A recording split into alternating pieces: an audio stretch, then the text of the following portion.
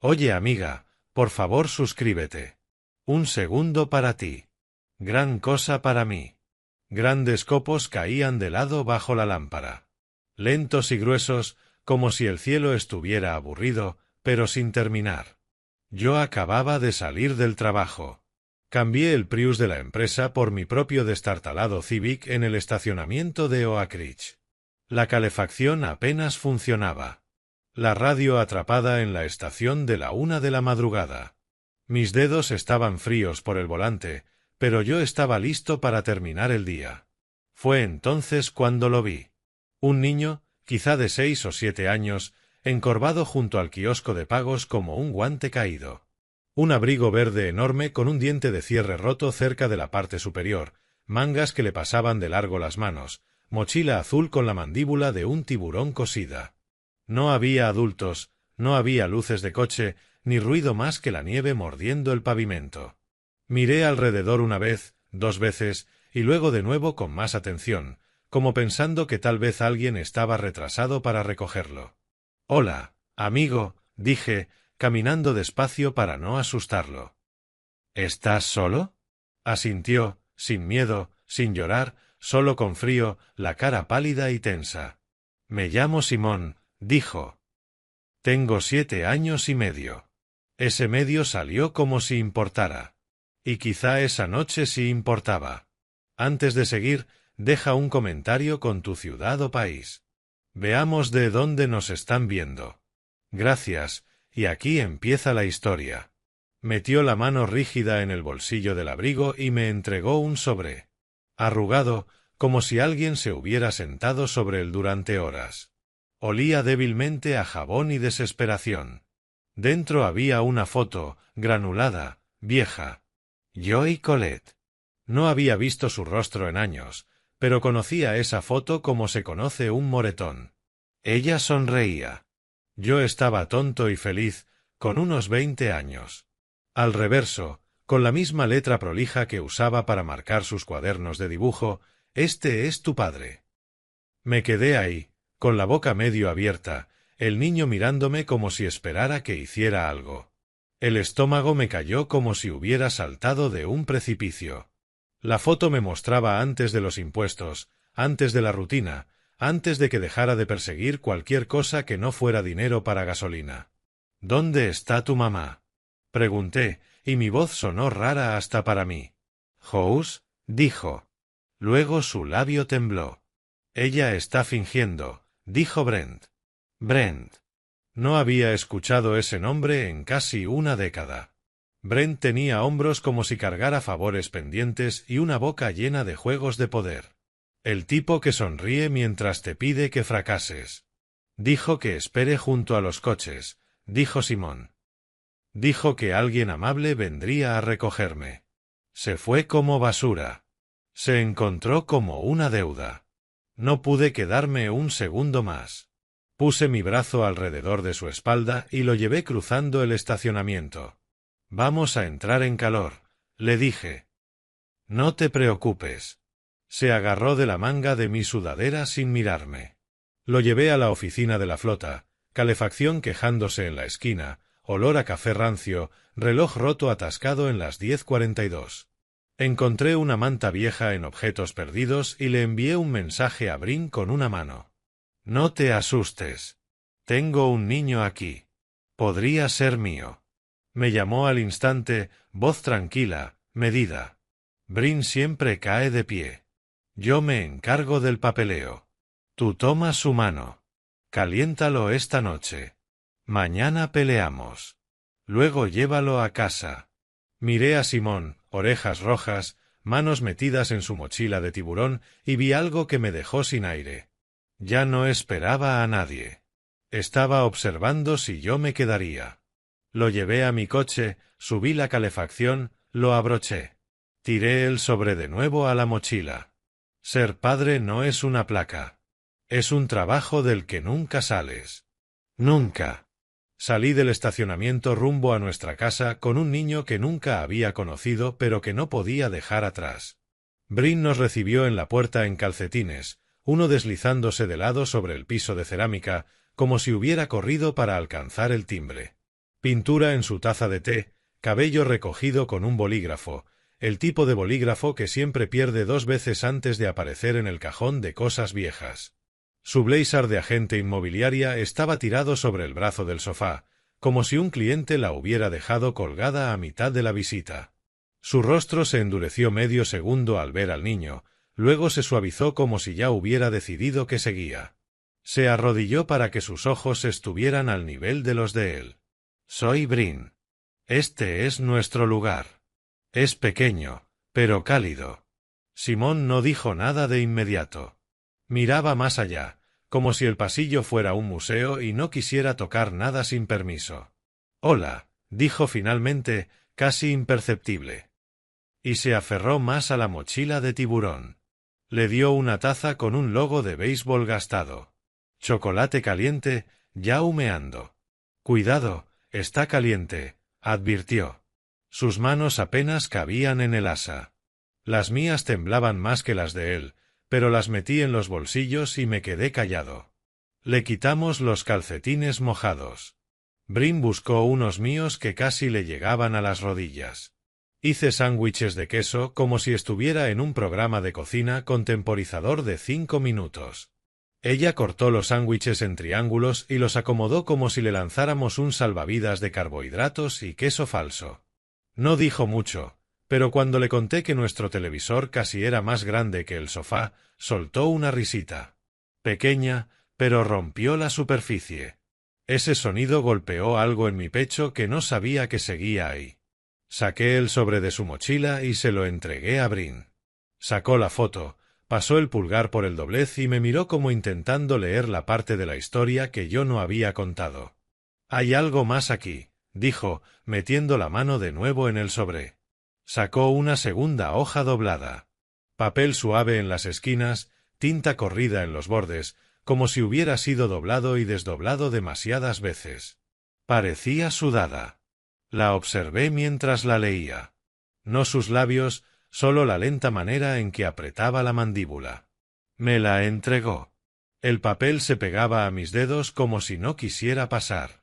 Era breve, sin relleno, escrito lentamente y luego apresurado al final. Red, si te encuentra, confía en esto. Estoy enferma. Brent dice que miento. Simón es tuyo. Se la cuenta. Sé tu rostro. Perdón por cómo me fui. Colette. Me senté pesadamente en el borde del brazo del sofá. Brin tomó mi codo para sostenerme. Colette. Era el tipo de primer amor que revuelve tus cables internos. Sus padres me odiaban al instante. Me trataban como un mueble de la tienda equivocada. Forma equivocada, estilo equivocado. Pensé que si manejaba suficiente y ganaba suficiente dinero, ganaría su respeto. O al menos pondría un pie en la puerta. Brin no dijo nada, solo asintió una vez, ojos todavía en la carta. No parpadeó rápido, no respiró superficial, solo lo absorbió como un golpe que ya estaba preparado. Simón estaba sentado en el borde del sofá, mochila en su regazo, pies colgando.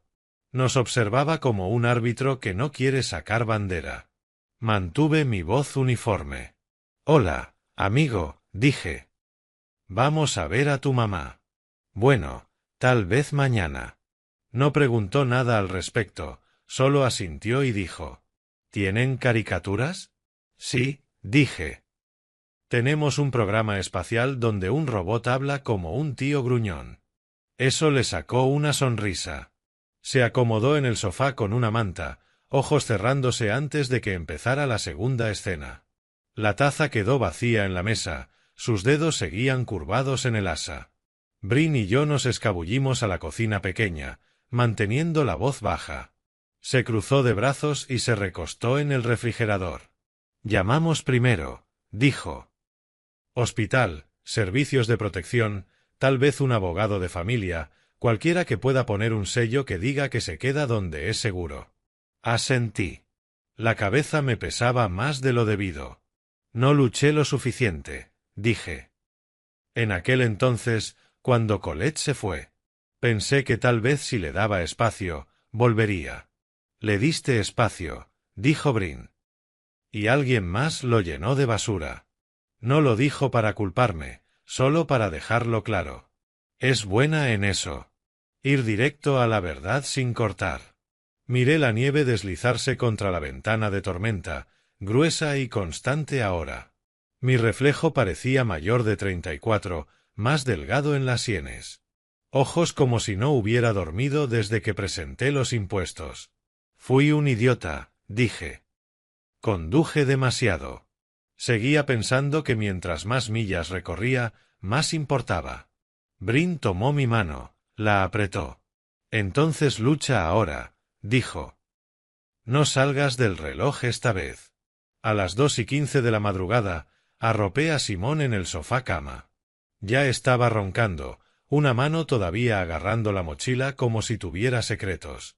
Coloqué mi teléfono boca arriba en la mesa de café como un perro guardián, luego le envié un mensaje a mi mamá.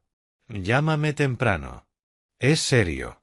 Apagué las luces, dejé el pasillo en penumbra para que no se despertara asustado y me quedé ahí hasta que el calefactor hizo clic y se apagó. La nieve afuera no daba tregua. No se veía pacífica. Se veía como una prueba. No dormí. No porque no pudiera, sino porque sentía que en el momento en que cerrara los ojos, alguien más podría intentar reescribir lo que ya se había dicho en voz alta. Me quedé despierto. Solo miré cómo el calefactor se encendía y se apagaba. Escuché a Simón respirar como si estuviera aprendiendo a hacerlo sin público. Su mochila seguía cerrada y apretada bajo su brazo, como si pensara que alguien podría quitársela. A las 7:10 se movió, parpadeó un par de veces y bajó la manta hasta las rodillas. Su cabello estaba aplastado en dos direcciones, como si hubiera dormido fuerte, pero no profundo. Se sentó despacio y preguntó: ¿Hoy tengo escuela? La pregunta no era nerviosa, solo rutinaria, como una de las pocas cosas firmes que todavía sabía decir. Nos tienes a nosotros, le dije, arrodillándome junto al sofá cama. Ese es el plan por ahora. Brin ya estaba vestida, sudadera, abrigo, el cabello bien sujeto, las llaves en una mano y el teléfono en la otra, como si llevara horas despierta leyendo leyes o listas de verificación. Vamos a llevarlo con su mamá, dijo, ya a medio camino hacia la puerta. Ahora. Así es Brin. No alza la voz, no dramatiza. Simplemente está hecha para tomar decisiones que la mayoría evita. Me levanté más despacio, tratando de igualar su enfoque, pero todavía arrastrando el cansancio del día anterior en el cuerpo. Simón se deslizó del sofá, los calcetines medio caídos, parpadeando como si la luz fuera demasiado rápido. Llamé al hospital San Brián Isidoro desde el pasillo. El apellido de Colette seguía siendo el mismo de entonces. Una recepcionista con una voz demasiado alegre me comunicó: área de oncología, habitación 527. Nada de flores, por favor, dijo. Las visitas empiezan a las 8 en punto. Salimos de casa a las 7:30. El trayecto fue silencioso, pocas palabras, interferencia de radio. Simón iba en el asiento trasero, tomando la mano de Brin. Su pulgar dibujaba círculos sobre su nudillo como memoria muscular, como si hubiera hecho eso durante años para tranquilizarse. Yo miraba el retrovisor una y otra vez solo para ver que sus manos seguían entrelazadas. Eso me apretaba el pecho de una manera que no podía sacudirme. Estacioné en el edificio, nivel 2. El elevador olía a desinfectante y pánico. Salimos en el 5.º piso justo cuando una enfermera abría las puertas corredizas. Las luces eran demasiado blancas. Todo zumbaba. Toqué suavemente la puerta de la habitación 527, esperando que nos dijeran que nos fuéramos. Lo que escuché fue un susurro delgado como papel. Ella parecía la versión de Colette que yo había tratado de no imaginar.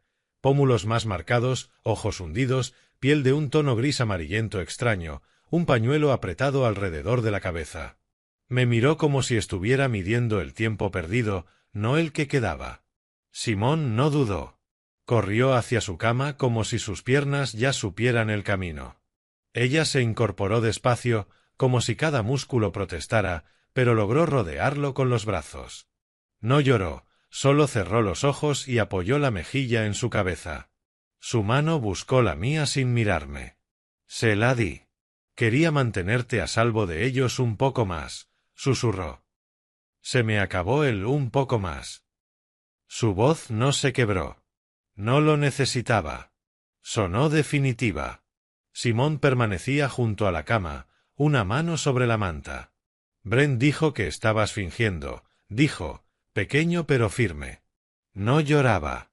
Solo buscaba la línea real entre la verdad y la mentira. El cáncer no necesita que le creas, respondió ella, besándole la frente. Necesita a un médico. La forma en que lo dijo me golpeó directo en el estómago y ahí se quedó. Nosotros lo tenemos, le dije. Está abrigado. Está a salvo. Haremos el papeleo, lo legal, todo el enredo que haga falta para mantenerlo fuera del frío. Asintió como si hubiera esperado escuchar eso desde el segundo en que escribió la carta. Sus ojos se suavizaron, pero las manos seguían tensas, como si aún tuviera más por decir. Entonces soltó 3 cosas rápido, sin espacio para discusión.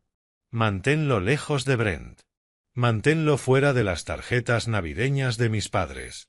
No dejes que mis cuadernos de dibujo terminen en la basura. Mientras tanto, Bryn ya estaba en movimiento. Encontró a la enfermera en el puesto, pidió formularios, anotó nombres, tomó notas como si estuviera preparando una venta inmobiliaria. La escuché confirmar. Trabajadora social asignada, Dana Riggs. Entendido. Extensión 2328. Cuando volvió, la respiración de Colette era más superficial. Ella señaló una carpeta manila sobre la bandeja. Simón, susurró, entrégale eso a tu papá. Él la pasó con cuidado. Dentro había 7 dibujos, dinosaurios con botas de lluvia, un niño con una cometa, animales acurrucados unos contra otros como piezas de rompecabezas. El arte de Colette. Sus líneas seguían vivas, contando historias, incluso cuando su voz ya no podía. Un museo de memoria, susurró, mirándonos a Bryn y a mí. Abrí la boca para decir algo, pero mi teléfono vibró antes de que saliera una palabra. Número desconocido. Lo miré. No contesté. No hacía falta. Conocía ese olor. Conocía ese desastre. Brent había olido una pelea. Silencié el teléfono, lo guardé en el bolsillo y ayudé a Simón a acomodar la manta sobre las piernas de su mamá. Ella estaba temblando, incluso con la calefacción al máximo. Me miró de nuevo, ojos vidriosos, pero claros. Ya no eres solo un nombre en una carta, dijo. Estás aquí.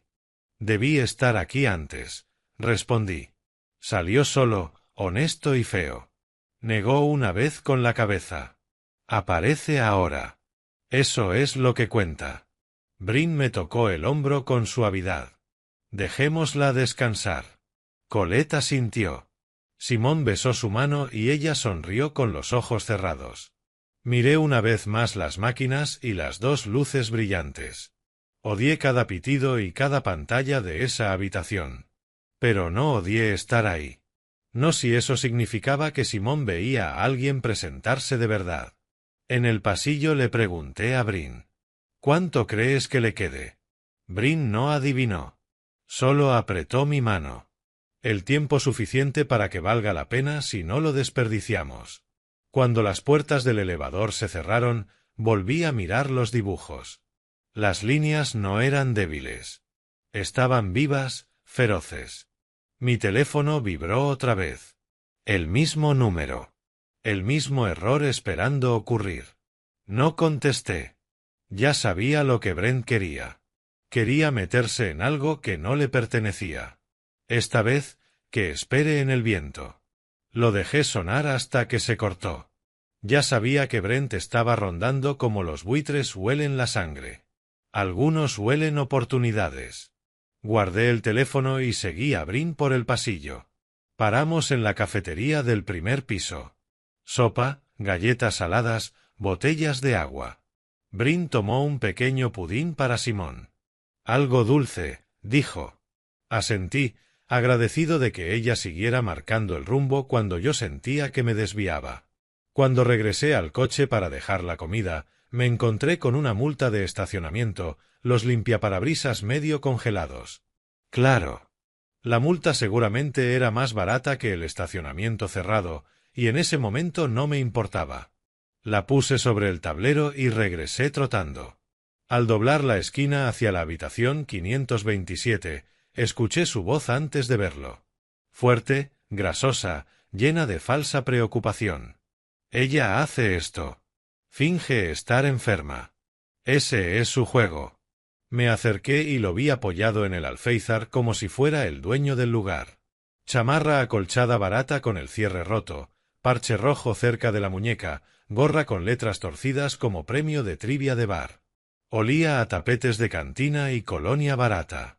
Ni el pasillo quería retener ese olor. Colette parecía una vela atrapada en una corriente de aire. Pálida, hombros encogidos, ojos aún más hundidos que antes. Lo observaba como se mira a un mapache dentro de la cocina, mitad miedo, mitad furia. Brent giró hacia mí como si me hubiera estado esperando. «Está bien», ladró. «Está fingiendo otra vez. Yo he cargado con todo mientras ella arma este drama». Mantuve la voz pareja, no por él, sino por Simón, a quien vi detrás de la cadera de Brin, con los ojos abiertos de par en par. «Sigue gritando», dije, señalando la cámara de la esquina. «Tiene mejor memoria que tú». Brent levantó la vista al lente. Se notó el cálculo, el giro.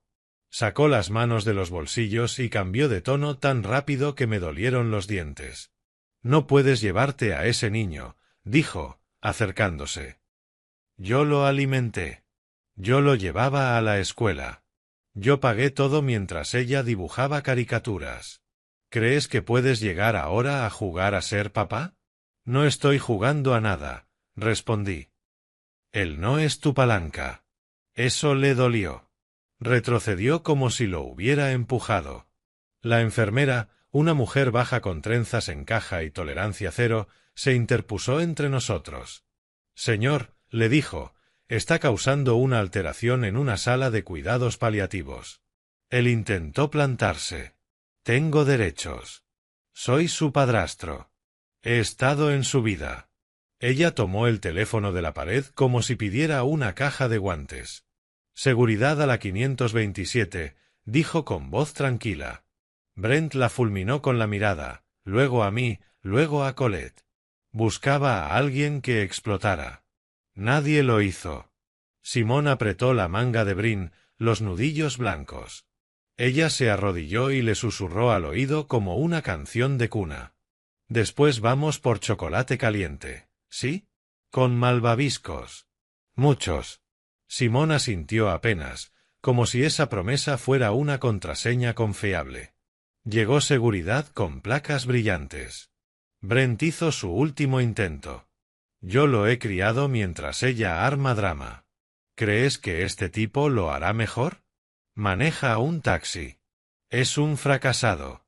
«Brent», dijo Colette, apenas un suspiro, pero cortante. «Firma el consentimiento temporal.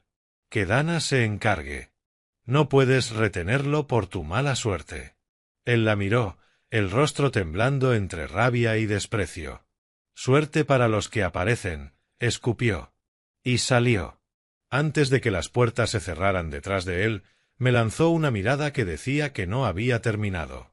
No era una amenaza, era un atajo. Un rincón que pensaba cortar después. Exhalé por primera vez en varios minutos. El pecho me dolía como si hubiera sostenido un motor acelerado demasiado tiempo. Simón apoyó la cabeza en el hombro de Brin. Colette se dejó caer contra la almohada, los ojos entreabiertos. La enfermera revisó el goteo, ajustó una línea y asintió como señal de que todo estaba bajo control. «Vamos a irnos», dijo Brin con suavidad. «Que descanse». Me acerqué otra vez a la cama. Colette no me miró. «Va a volver», susurró. «Brent no se rinde cuando hay dinero de por medio». Asentí. «Entonces nosotros tampoco». En el pasillo, Simón preguntó en voz baja. ¿Por qué estaba gritando? Brin respondió primero. Porque algunas personas creen que gritar las hace tener razón. Yo añadí. Nosotros vamos a cuidarte. Eso es lo único que importa. Simón no dijo nada, pero metió su mano en la mía, y la sostuve como si fuera lo único que nos mantenía en pie. En el vestíbulo marqué el número del estacionamiento de Oak Ridge. El encargado contestó con un bostezo. Estacionamiento de flota, diga. Habla Reed, conductor nocturno. Necesito saber si sus cámaras grabaron algo anoche alrededor de las 12:30. Guardamos 48 horas, respondió. ¿Qué buscamos? Una entrega. Un niño dejado junto al kiosco de pago. Auto sedán Chevrolet plateado. Defensa delantera abollada. ¿Puede revisarlo? Sí, dijo. Soy Mateo. Lo busco. ¿Traes una memoria USB? Iré esta noche. Perfecto. Puede tardar un poco encontrar el momento exacto, pero lo tenemos. Colgué. La primera cosa sólida del día. Ahora teníamos un ojo sobre Brent. Uno que no parpadea, no duda, no compra mentiras. Brin me miró. ¿Qué dijo? Tenemos grabación, respondí. Con hora exacta. Todo. Su boca se tensó. No era una sonrisa, pero casi. Salimos al aire frío. La sopa aún tibia en la bolsa. El viento atravesando los abrigos. Ya era hora de atraparlo en cámara, dijo. Ahora lo grabamos en memoria, respondí. Luego lo grabamos en la corte. Y por primera vez desde que esa carta llegó a mis manos, sentí que el suelo bajo nuestros pies ya no se movía. Estaba firme. Frío y filoso, pero firme. Mateo tenía el vídeo listo. Cuando llegué, estaba detrás de la caseta de vidrio con un burrito de gasolinera en una mano y el control en la otra. El monitor parecía no haberse limpiado desde la era del Internet por marcación. Polvo por todas partes, pero la imagen corría bien. 12:37, dijo, entrecerrando los ojos al ver la marca de tiempo. Eso dijiste, ¿no? Final de tu turno. Asentí. Sí. Veámoslo. Tocó 2 veces para ralentizar la imagen. Ahí estaba. El sedán Chevrolet plateado de Brent. La misma abolladura del lado del pasajero que recordaba de historias viejas. Se notaba que nunca la había arreglado a propósito, como si algunos conservaran el daño como advertencia. El auto se detuvo junto al kiosco. Brent bajó rápido, mirando alrededor como alguien que no quiere ser visto, pero cree que está a salvo. Rodeó el coche, abrió la puerta trasera y prácticamente arrastró a Simón como un saco de ropa. El niño tropezó, se enderezó y tomó su mochila de tiburón del asiento. Brent le lanzó la correa al hombro, señaló el kiosco con fuerza y movió los labios diciendo algo que no podíamos escuchar. No miró a la cámara ni una sola vez. Así son tipos como él. Creen que el mundo entero es su espejo. Si ellos no miran, nadie más existe. Mateo puso pausa. ¿Ese es tu hijo? Preguntó, sin suavidad, directo. Asentí una sola vez. Navegó por el menú, grabó el clip en una memoria USB que yo había llevado y luego imprimió una imagen fija. Simón junto al kiosco, la mochila apoyada en el auto de Brent, justo cuando se alejaba. La marca de tiempo y el logotipo del estacionamiento de Oak Ridge aparecían en la esquina inferior, como una firma. ¿Quieres audio? Preguntó Mateo. No hay micrófonos en tu lote, ¿verdad? No, solo imágenes.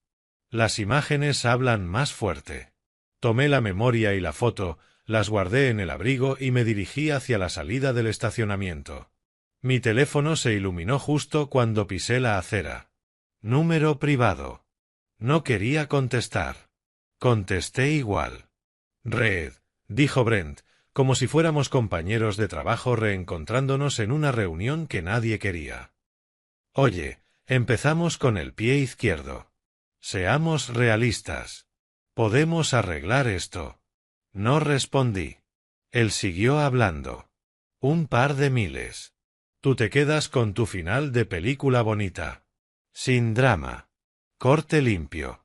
Sabes que un niño cuesta dinero, ¿no?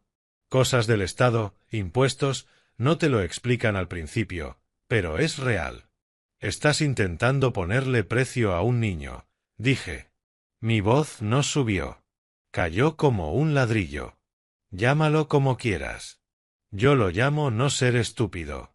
Esto es lo que va a pasar. No, dije yo. Te mantienes alejado del hospital. Te mantienes alejado de nuestra casa. Ahora el trabajador social se encarga de ti. Y si recibo otra llamada como esta, envío este vídeo a Dana y luego a un juez. Vamos, hombre, yo. Colgué. No iba a regalarle ni una sílaba más de aire. 2 barrios después, entré en la cochera de mi mamá. Irene abrió la puerta antes de que tocara. Todavía llevaba un trapo de cocina sobre el hombro, los ojos afilados, como si hubiera estado vigilando el clima y los problemas desde el amanecer. Me miró a mí, luego a Simón detrás, abrazando su mochila contra el pecho. ¿Es él? Preguntó. Sí. No parpadeó. Se arrodilló, le acomodó la bufanda y dijo: Mi pastel de manzana no dura ni una hora en una mesa con niños. ¿Te gusta el pastel, Simón? Él le regaló una media sonrisa, torcida y tímida. La misma que yo ponía cuando alguien me ofrecía algo sin preguntarme qué había hecho para merecerlo. Adentro, le sirvió jugo y le dio una rebanada de manzana con canela como si fuera lo más normal del mundo. No preguntó por qué estaba allí. Esperó a que él se sentara en el sillón hojeando un libro de imágenes que había sacado de quién sabe dónde. Entonces señaló el sobre que yo llevaba bajo el brazo. «Enséñame». Le entregué la imagen impresa. La observó durante un largo rato. «Esto fue anoche», dijo. «A las 12:37 de la madrugada». Asintió como si lo archivara bajo la palabra prueba. «No esperanza. No historia. Algo que resiste la presión. Hombres como ese», dijo, «venden la verdad en pedacitos. La recompran completa cuando les conviene». Le conté la versión rápida. Colette en el hospital. Brent en la puerta intentando manipular a todo el piso. «Conozco a ese tipo de hombres», dijo. «Y también conozco a ese tipo de jueces. Lleva esto a cualquiera con placa o con toga. No dejes que se pierda en un trámite. Que caiga como un hecho». De camino a casa, Brin mandó un mensaje. «Dana puede vernos mañana a las 9:50. Traigan identificaciones, nota, foto, cualquier cosa con fechas». Respondí. «Lo tenemos todo. Incluso la parte sucia que nadie pidió». Esa noche, los tres nos sentamos alrededor de la mesa de centro, que se había convertido en algo parecido a un centro de mando. Simón estaba en el suelo, con las piernas cruzadas, dibujando con crayones sobre hojas sueltas. Dibujó un lobo con un suéter y una bufanda roja ondeando, nieve bajo sus patas. «¿Cómo se llama?», preguntó Brin. Simón se encogió de hombros. «Todavía no sé». «¿Quieres pegarlo en la pared?». Asintió. Saqué la carpeta de Colette de mi mochila. Abrí los plásticos, 7 dibujos, sus líneas, sus colores. Brin trajo protectores de hojas y marcadores permanentes. Etiquetamos una carpeta con notas y la otra sin notas. Ella escribió en letras grandes en la portada, «Museo de la Memoria». Miré su letra, firme y clara. Luego miré el dibujo del lobo que Simón había pegado en la pared al lado. Algo hizo clic. No supe si fue la habitación, el calor o la forma en que Brin tarareaba una melodía tonta por lo bajo. Pero algo dentro de mí, una parte rota que llevaba años encendida como una luz de advertencia, volvió a su lugar. Y entendí que no era Simón quien necesitaba ser salvado esa noche. Era yo. Regresamos a San Isidoro con 15 minutos restantes de horario de visita. Juro que la habitación 527 se había encogido. Las máquinas parecían más cerca, como si se estuvieran cerrando alrededor de ella. Colette también se veía más pequeña, más delgada que esa mañana. Los huesos marcados bajo la piel. Pero sonrió cuando nos vio. Una de esas sonrisas que cuestan. Simón entró primero, como si el aire de esa habitación le perteneciera. Brin lo siguió, sosteniendo la carpeta de la memoria que habíamos armado.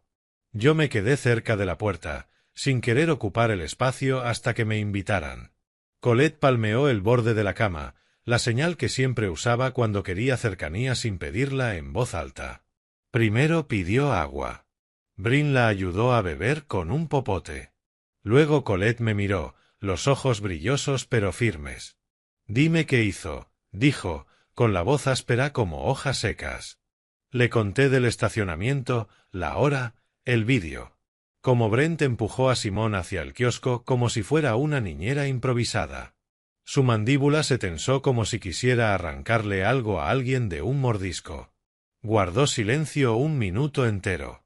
«Mis padres todavía mandan flores», dijo al final. Tarjetas con frases tontas como «la fuerza es una elección» o «la fe todo lo puede», pero las direcciones de regreso son despachos de abogados. Quieren la imagen de un nieto, no al niño. Nunca quisieron que yo dibujara, Red. Querían que yo fuera anfitriona. No supe qué responder.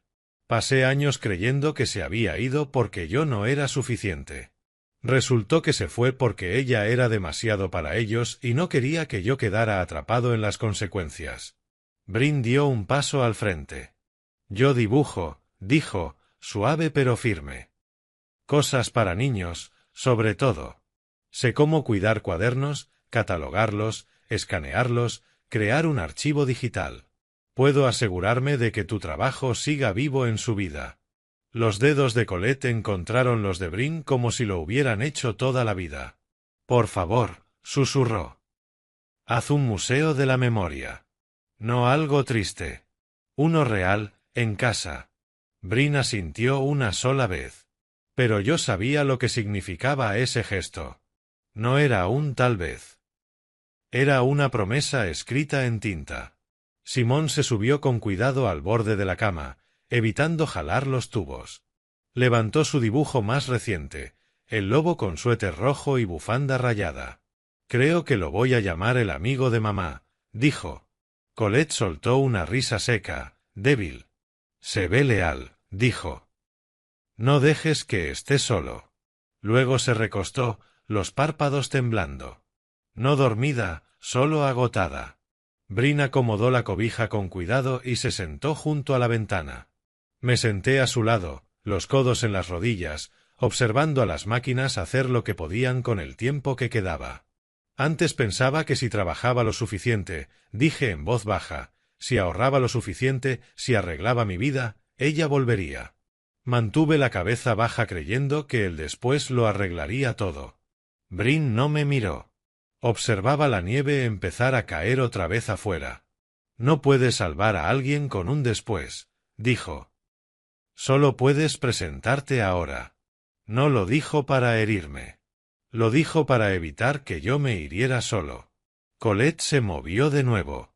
«Necesito un favor», susurró. «Uno raro». Me acerqué. «Déjame un mensaje de voz», dijo. «Algo que Simón pueda escuchar después. Algo como lo que dices en el coche». Sonreí.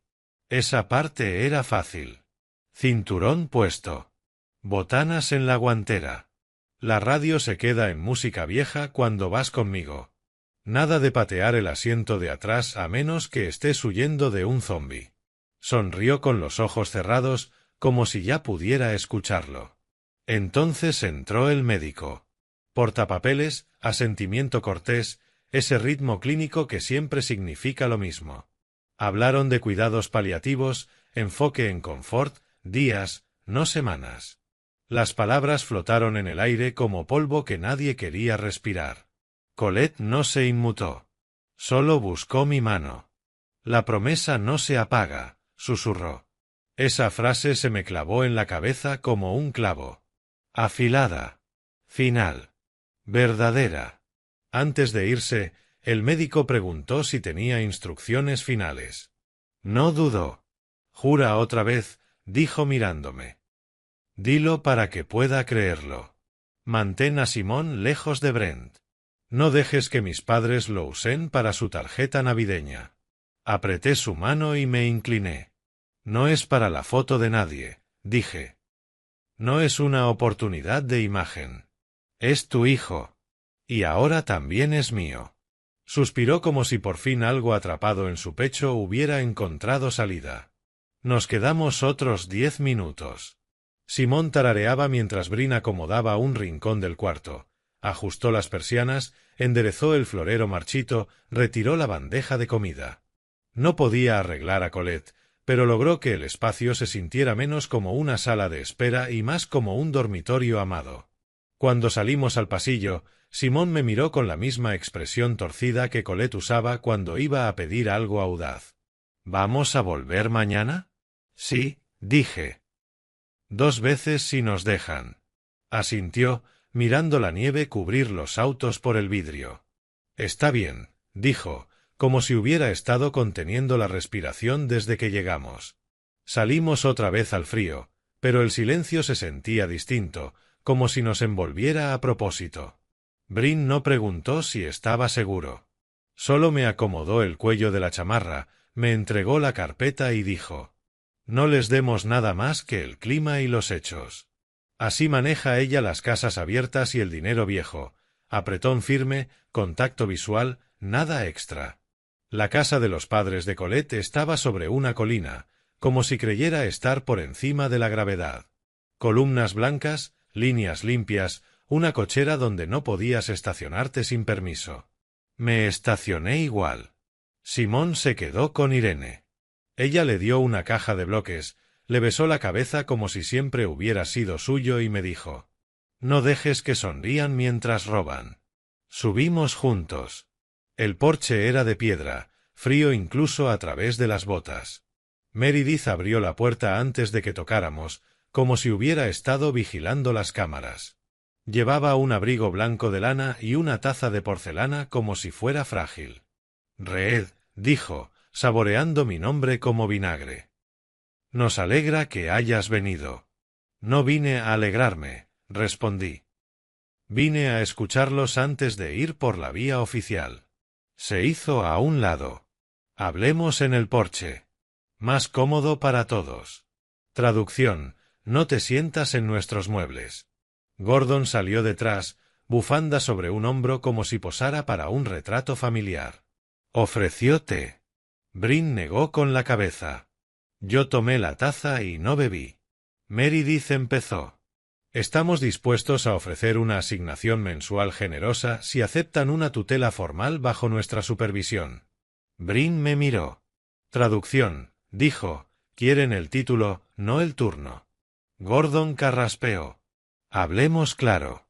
Simón merece estabilidad, educación, círculos adecuados. Dijo círculos como si hablara de colegios privados y fotos sociales. Me incliné hacia adelante. A Simón le gustan los hot cakes los jueves. Se come primero las orillas. Llama a los dinosaurios tipos con cola. No tengo smoking. Guardamos el ketchup en el refrigerador. Ese es nuestro círculo. Gordon sonrió como quien le explica algo a un perro que no entiende del todo. Tenemos gente para eso. Sentí la mandíbula tensarse. Brin me tocó la espalda una vez y dejé pasar la rabia. No es para su tarjeta navideña, dije. Ustedes elijan lo que se ve bien. Nosotros elegimos lo que le hace bien. Meredith suavizó la voz. Somos familia, Reed. Deberíamos estar unidos. Saqué la imagen fija del abrigo y la coloqué con cuidado sobre su mesa de mármol. Brent congelado a media zancada, Simón junto al kiosco. Hora, logotipo, prueba. Su unidad lo dejó en un estacionamiento a las 12:37 de la madrugada.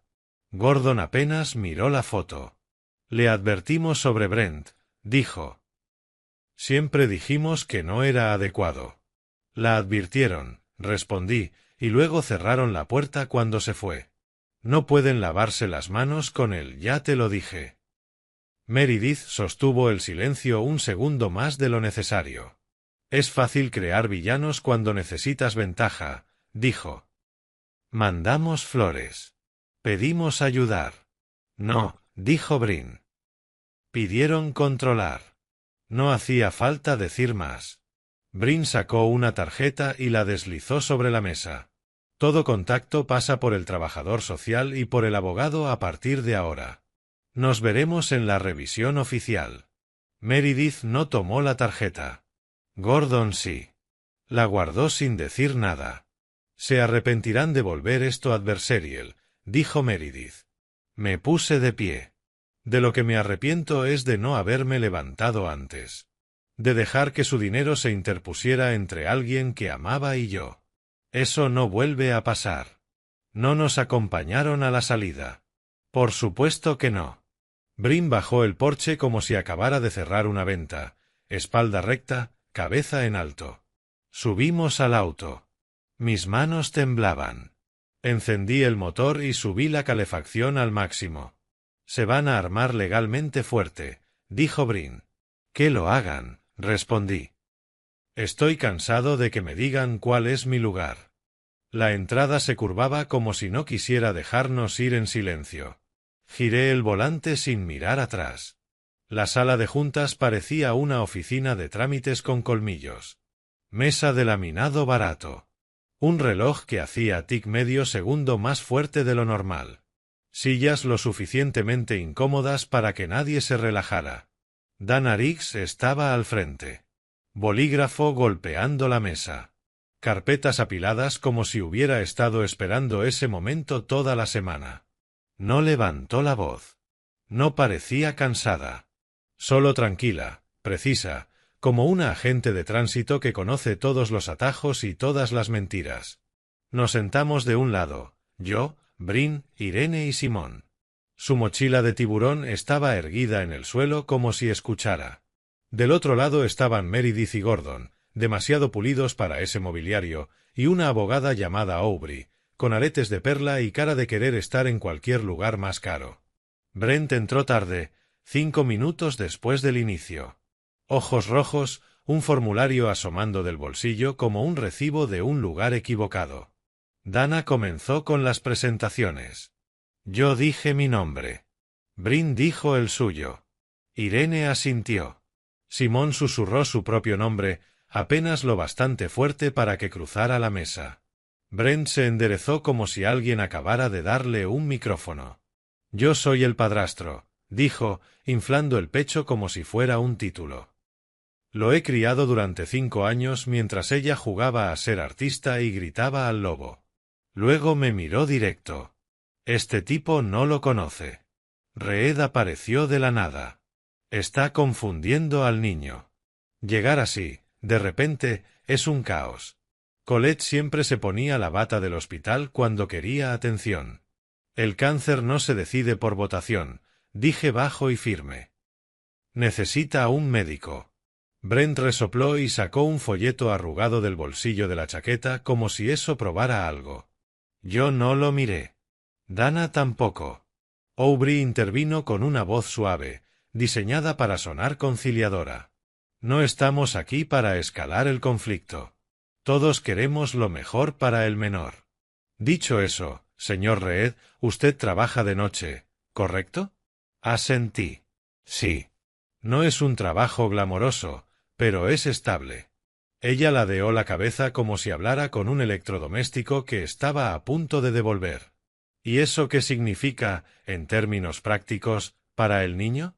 Ya ajusté mi horario, respondí. Menos turnos nocturnos. Mi madre está jubilada y vive cerca. El horario de Brin es flexible. Nos organizamos. No son los Hamptons, pero está abrigado, alimentado y querido. Meredith intervino con esa sonrisa ensayada que podía congelar el té. Nosotros podemos ofrecerle el entorno al que está acostumbrado. Miré los tenis de Simón, el velcro gastado, un pedazo de cinta en un costado. ¿Acostumbrado a qué? Dije. No ha conocido comodidad en años. ¿Creen que eso empieza con cachemira y metros cuadrados? Dana levantó una mano, no para callarnos, sino para redirigir. ¿Tienen documentación? Brin me dio un pequeño empujón. Saqué la carpeta de la bolsa, la abrí despacio y deslicé la primera hoja. La foto, Colette y yo, muchos años más jóvenes.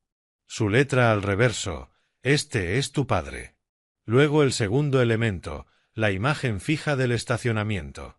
El Chevy plateado de Brent. Simón de pie junto al kiosco. La marca de tiempo brillando como una alarma. Brent se inclinó hacia adelante y bufó. Eso podría ser en cualquier lugar. Podría ser cualquiera. Metí la mano al bolsillo, saqué la memoria USB y se la entregué a Dana. Reprodúzcala. Ella asintió al auxiliar, que la conectó al monitor de la pared. La pantalla se llenó de nieve digital, la hora parpadeando abajo. El Chevy plateado entró en cuadro, se detuvo, la puerta se abrió. Brent bajó. Simón lo siguió, con la mochila empujada contra el pecho. Brent señaló el kiosco, se dio la vuelta y se fue. Ni una sola mirada atrás. La sala quedó en silencio, salvo por la respiración entrecortada de Brent. Lo miré fijo. Sigue gritando. La lente no parpadea y no bebe. Abrió la boca para discutir otra vez, pero Dana levantó un solo dedo. Suficiente. Brent murmuró algo. Yo no lo estaba abandonando. Yo solo. ¿Solo qué? Dijo Brin, con la voz plana como una pared. ¿Dejarlo en una reja para irte a jugar a la ruleta? Meredith le siseó que se callara, pero él no escuchó. Tiró un vaso de agua de plástico y soltó una grosería. Dana dejó que el silencio pesara, afilado. Luego miró sus notas y leyó como si ya estuviera decidido. Con efecto inmediato, se otorga colocación protectora. No habrá contacto sin supervisión para Brent. Visitas supervisadas para los abuelos, con consentimiento del menor. Custodia formal pendiente de resolución judicial. Aubrey intentó objetar, pero Dana la cortó sin levantar la vista. No hemos terminado. Gordon carraspeó, pivotando como alguien acostumbrado a reuniones donde el tono cambia las cosas. Nuestra objeción no es a que el niño esté seguro, dijo, sino a la tutela legal. Creemos que la supervisión de nuestra familia es lo mejor para el interés a largo plazo de Simón. Dana no le respondió. Miró a Simón. Simón, ¿quieres decirnos con quién te gustaría vivir ahora mismo? Los pies de Simón se balancearon bajo la silla. Me miró a mí, luego a Brin, luego a la sonrisa rígida de Meredith y al parpadeo lento de Gordon. Con mi papá y con Brin, dijo. Ellos me mantuvieron calentito. Meredith estiró la mano como si fuera a decir algo suave, pero Simón se pegó a mí y me agarró la mano. Y con eso bastó.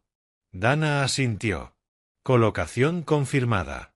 Nos reuniremos nuevamente en 12 días para la audiencia. Todos empezaron a recoger papeles.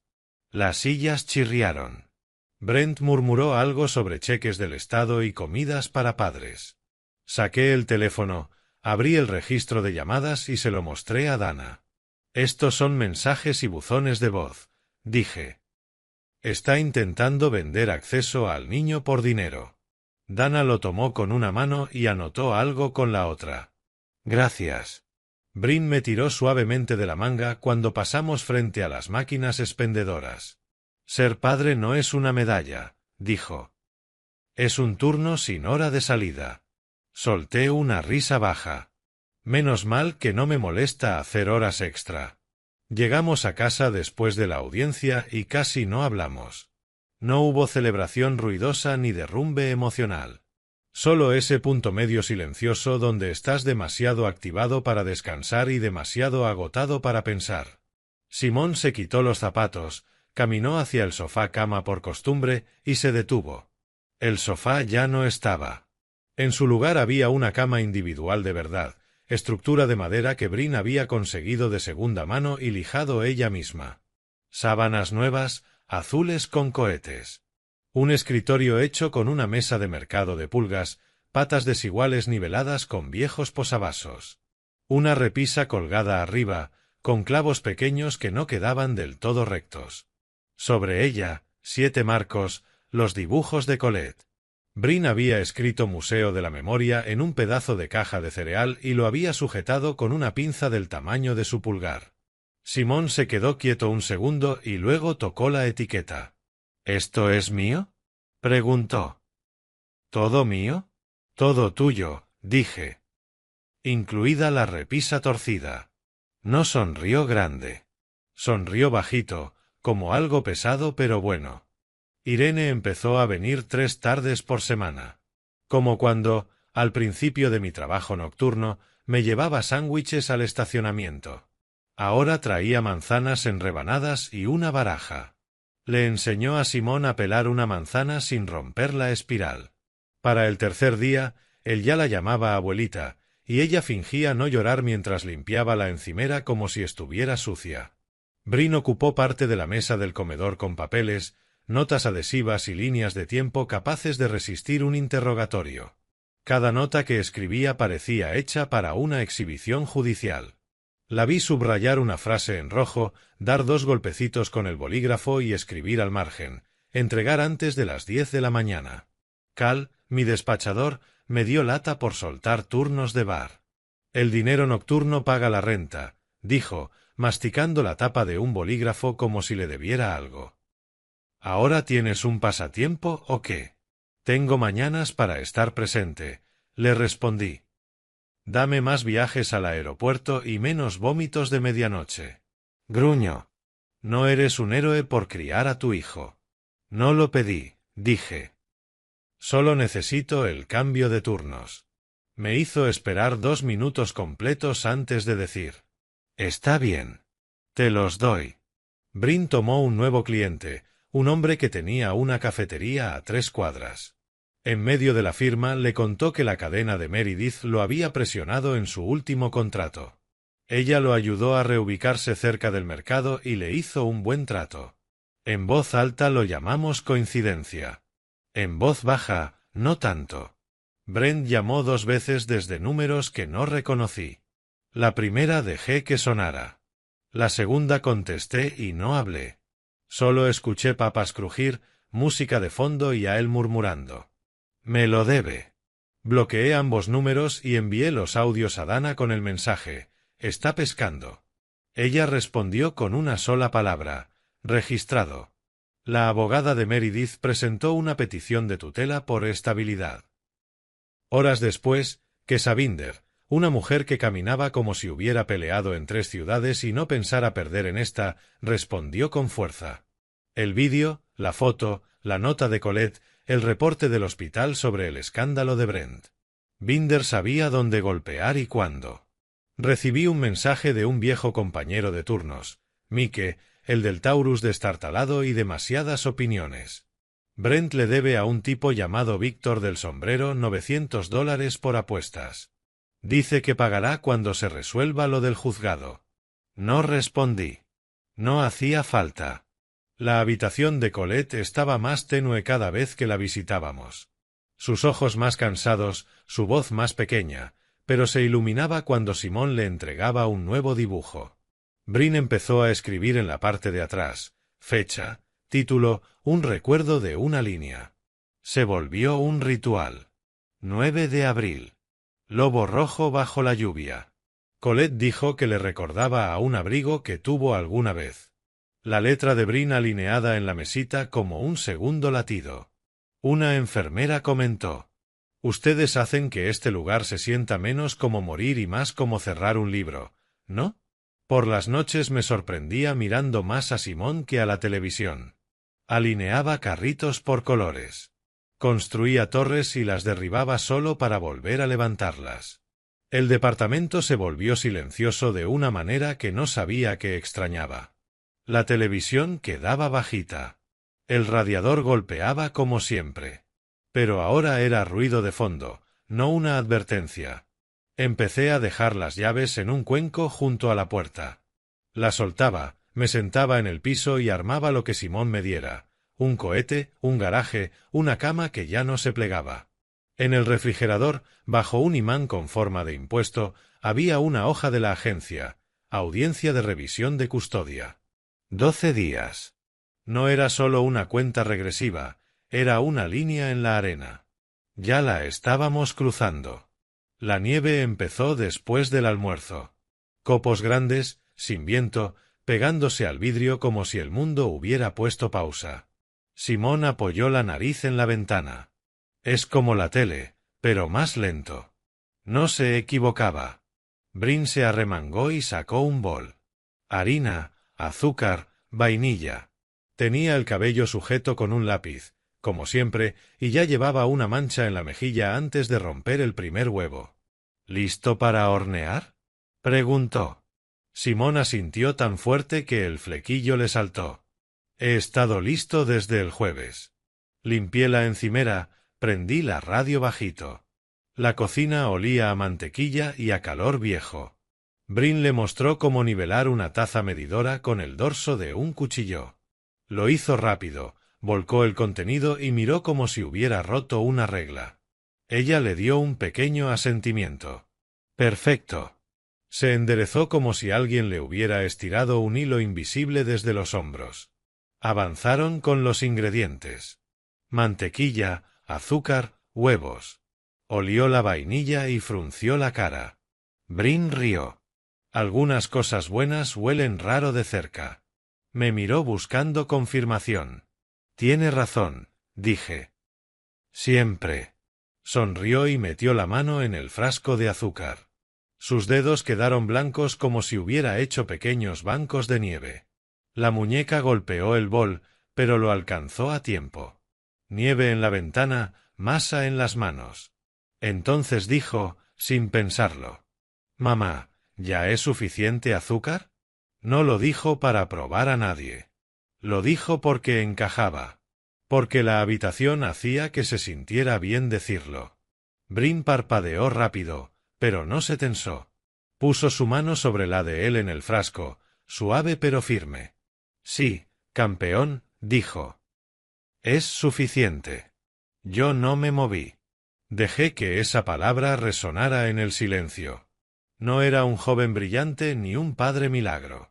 Era un hombre cansado que antes manejaba en círculos creyendo que eso era avanzar. La paternidad no era una bandera de victoria. Eran platos, guantes, constancia suficiente para que un niño hiciera preguntas tontas sin quemarse. Deslicé la primera charola dentro del horno. El calor salió suave. Me besó los nudillos cuando me apoyé en la encimera y cerré la puerta del horno. Miré el temporizador bajar como si fuera un tambor lento marcando el pulso del momento. Entonces tocaron a la puerta. 2 golpes y una pausa, como siempre hacía Irene. Entró con un frasco de mermelada lleno de chispitas de colores y el abrigo espolvoreado de nieve. De las finas, dijo. Las encontré en la canasta de ofertas. Total, cuando se derriten, nadie nota la diferencia. Nos comimos las galletas demasiado pronto. Lenguas quemadas y dedos pegajosos. Simón sostenía una con las 2 manos como si fuera un tesoro.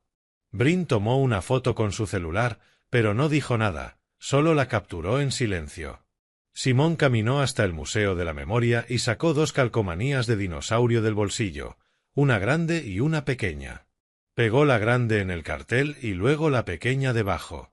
La grande cuida a la chiquita, para que los dibujos no se sientan solos, dijo.